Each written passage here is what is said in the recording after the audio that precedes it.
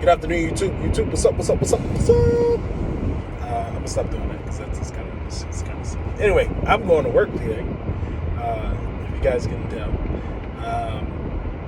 I had a couple of things to talk about in this video. So my last video you probably seen talked about my car accident, real quick, real brief. To keep it simple with that video.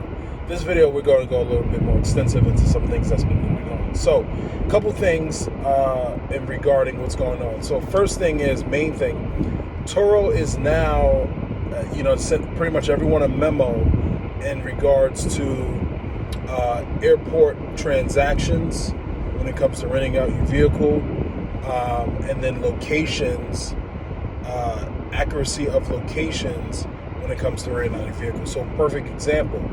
And these things kind of work simultaneously. So a couple weeks ago, Turo sent out a thing talking about how they're going to start charging the guests if you're doing airport transactions. If you know anything about Turo, you know that most of, you can probably say at this point, probably 85% of people who are on Turo, their transactions are probably going through the airport, especially if you live in a place like I do, like Orlando. Just cracked number 7 of the world busiest airport. How insane is that? The whole world, we are number 7 here in Orlando. So you can imagine with a business like Turo, you can make a killing doing a lot of your transactions at the airport. However, Turo has now put a sort of pause on that, and what they're doing now is they're basically charging people $20, or it could be a little bit more. But I want to say it's $20. It's supposed to cover the parking fee or something like that, is what they say. There's probably other fees associated. But anyway, you can see in a lot of Turo people a decline in airport transactions. A lot of the airline fares are going up to certain airports. So definitely if you're amongst the top 10 in the world, obviously it's going to be more expensive to travel to that particular airport. But then you add on these little, tic-tacky, I call them tic-tacky fees to do transactions at the airport, which kind of just sucks on the guest end. So it's not going to necessarily stop people from traveling. However, it's going to make people reconsider how they're coming into town. So one of the things I noticed, I've been getting I always get last minute bookings. That's the name of the game. But one thing I noticed is that a lot of my bookings lately have been to the Sanford Orlando airport. Now, part of that, I believe, is, and now they're cracking down on that airport too. But part of that, I believe, is just, going into Orlando is way more expensive than going into other airports. And then B, in Tampa, I believe too. But also B, there's not as many fees probably associated with Sanford yet. That we'll see how that plays out. In the coming future. Let me adjust this one.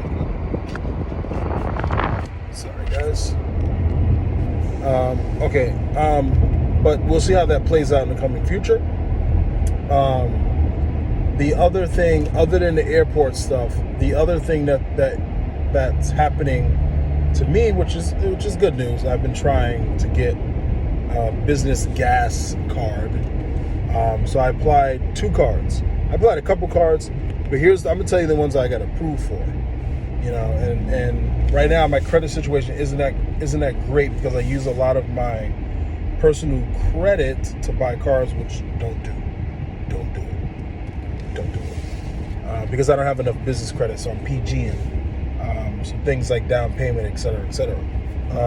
But anyway, that's another story for another day. Anyway, I was able to get, where is it? What is it called? It's called ATOB. No, not ATOB. It's called Axle. Okay, the Pilot J card. Now, there aren't a lot of them around. Let's see if I can show you guys one. There aren't a lot of them around. I don't know if you can see it there.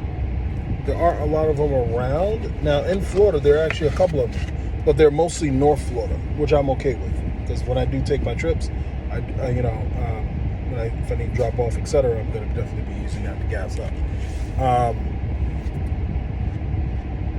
I don't know about other states.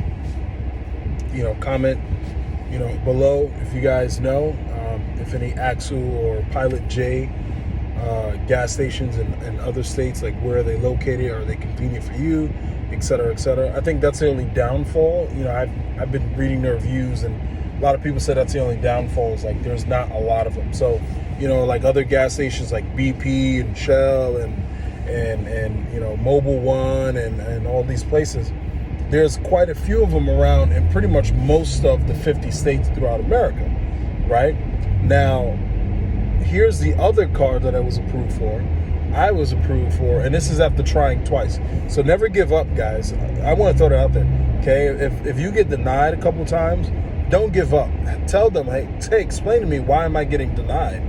Like, is it credit? Is it I don't have enough funds? Is whatever it is. Clearly I have enough funds, but like I was trying to figure out, I was like, why keep getting denied for Shell? I mean, it's like, it should be a no-brainer. Like, no problem, right? So I applied again and finally got approved. Maybe they just got sick of me. I was like, God damn it, I'm tired of him. Let's just approve him. F it, But anyway, I got approved. I think through the Pilot J, I got like 1,000. Because I'm not really looking for like a steep amount when it comes to gas cards. Like I hear some people saying, oh, I got $2,000, I got $3,000. I'm like, do you need that much in gas cards? I mean, unless you drive a trucking company, you know what I mean, where you're gonna be spending big money, do you really need that much in gas cards? So like for me, I got 1,000 on the J Pilot, and then I think Shell, they gave me like 1,000 as well. So I mean, for me, that's a perfect amount. It's an amount that I can spend from and replenish quite often, as needed, or not as needed, but I can replenish quite often without a problem. So I was able to get that approval for Shell gas card. It's going to be huge for my business. It's going to sort of take away from using too much personal funds when it comes to gas, because with these gas cards, there are a lot of perks to them. Obviously, you get a percentage off of gas and things like that, but some of them have perks like, getting reward dollars back and things of that nature. So kind of like a business credit card, but a little bit more geared towards gas, which I definitely need for my business, just to separate that, especially when tax time comes around. The other thing that I want to talk about, I was able to establish with my place of employment. Again, never really talk like super bad about them. I don't think they're a horrible place to work for per se. I think just the industry in whole is just really, it's not so great. So, for those who work in hospitality, you know what I mean. But I was able to talk with my place of employment, and we were able to come to an agreement that I would essentially be a part-time supervisor, which is awesome. So instead of having to quit a 9 to 5, it's not really 9 to 5, my 9 to 5, right? Essentially, I can shoot down to part-time, which then allows me the flexibility and freedom to focus on the other ventures that I want to do. And essentially, I can scale my businesses, make a lot more money, and at the same time have a steady income coming in without killing myself. Because part of why I got into an accident, and I didn't talk about this in the video, but I was just exhausted. I was really tired, and I'm coming home at 3 a.m. in the morning, just really exhausted. And I didn't know like how exhausted I am. I was, I pushed myself to what I like to think anyway is extreme limits, but not limits, because I never limit myself. But that's why I'm in a situation where I just, I like to push myself. And so, like to push myself, my body, my mind, spiritual essence, all that stuff. I try to push it, all the time, and push it to see, what are my limits, but I see now that like I've been doing that for a while, and my body's just like, hey, Like, I literally was falling asleep without even knowing I was falling asleep. Like, one minute I'm like this. Next minute I was like in a dream. I'm like, what the fuck? Gotta get out. I was driving. And I'm like, you know what I mean? I'm like, you know, it's insane. So, I mean, definitely gonna start, you know, probably reaching out to family and friends and try to get more help on this side of things, and not try to push myself too much. Part of it is just working these really late nights, working super early mornings. You know, when you fluctuate like that up and down constantly, within a week stretch, you know, eventually it does do something to you. So I know that's part of it. Again, I'm not blaming anyone. You know, this is something that I've essentially did to myself. You know, working mornings one day and then working nights the other day, or another day like right after, and not getting a set sleep pattern for my body, really kind of threw that out the window. You know, and then on top of that, doing, you know, 3 businesses, and working those as well. So I mean, you know, I'm doing some stuff, but you know, I think I'm not going to do that again, and we're going to learn from this and get help from outside sources. So we'll do that. The main reason why I wanted to come talk about this video was I want to talk about gas prices fluctuating up and down. So last week I've seen at one gas station, a BP, the gas was as low as $3.76, which is pretty good. And then now it's, you know, back up to like $4.09 here in Orlando, Florida area. You know, I can't speak for other states, but here in Orlando, Florida area, we got the gas down like 25 cents or whatever it was, and then it just shot back up to $4.09. And now there are certain places I've already seen that I found gas at like $4 even $3.99. So that was pretty quick. So gas prices just kind of fluctuating there. The other topic I want to talk about is something that's kind of going on in the world, essentially, that is affecting everyone, and especially affecting cars. So for those who don't know, car prices are starting to drop.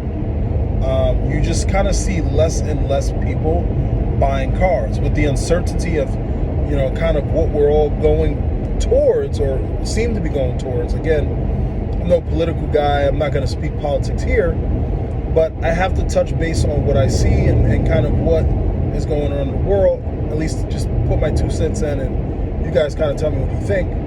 But with everything going on in the world, you kind of see it really affecting everyone, and really coming down to the bottom line. And by the bottom line, I mean the working class. You know, it's really you know, going down to hitting us. The other thing to talk about is, you know, that in the next coming months, America could be facing a food shortage, where there's going to be things that you are just simply not going to get. You know, certain things, chicken wings, you know, I think it's one of the ones on that list that they were talking about, of stuff that you're just not going to get. And no matter what you do, complain, say, whatever, you're not going to get it. So these are just some of the things that's kind of affecting the day-to-day to everything. And it's trickling down to the working class, down to the small businesses, et cetera, et cetera. The other thing that I want to talk about is they finally lifted those damn mask mandates. So if you are an Uber or Lyft driver, if you work in an airport, you work in a hotel, a lot of these places now can now lift their mask mandates, meaning that they're not required to tell people to wear a mask. And so I know as a person that does Lyft occasionally, it's going to be a great feeling to get back in the car like I am now, and with my guests not having to feel uncomfortable if they need to put a mask on or not.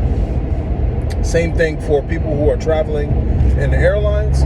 You're not going to no longer have to put mask on to travel in the airlines. However, let me touch on that, because that's only for certain states. Unfortunately, what I found out, the place that I'm from, New York is deciding to still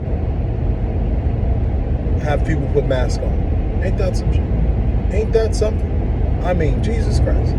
They just can't let people be happy in New York. For real. I mean, I don't mean to touch base on New York, but I'm from there, and I've seen a lot there, and it just seems like they don't want people happy. It's hard to be happy in New York. Even if you're a rich or a wealthy person in New York, it's still hard to be happy. Because even when you're wealthy, they want to tax the hell out of you. And then when you're broke, you can't really do anything. So it's really just hard to be happy in New York. I mean, they just don't want people to be happy and live their lives to the best. You know, for the next line that I'm about to say, people don't hate me, but this is why I tell people, if you don't like New York, move out. Florida is great, even though it is super packed and crowded with you New Yorkers. But me, obviously. But Florida is great. The Carolinas is great. Arizona is great. Texas is great. You know, these are some of the places that people are moving to in by the thousands. So, just something to consider. Woo. But anyway, that's all I want to talk about, guys. That's really all I got. Like, share, subscribe, please. Comment below, you know, what you guys think, and catch you on the next one.